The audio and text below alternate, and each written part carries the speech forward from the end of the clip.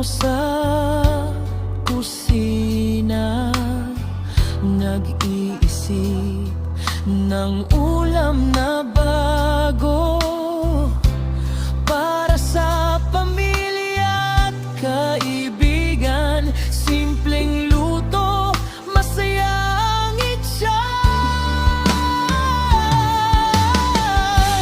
Lutong bahay lang, pero masarap kanin mainit.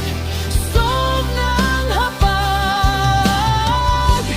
kahit kulang, basta may tiyaga sa simpleng luto.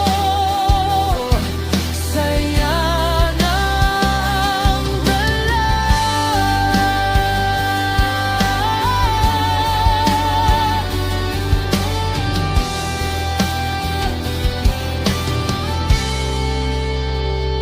Sa bawat sandok ng ulam sa plato, pagmamahal ang sikreto.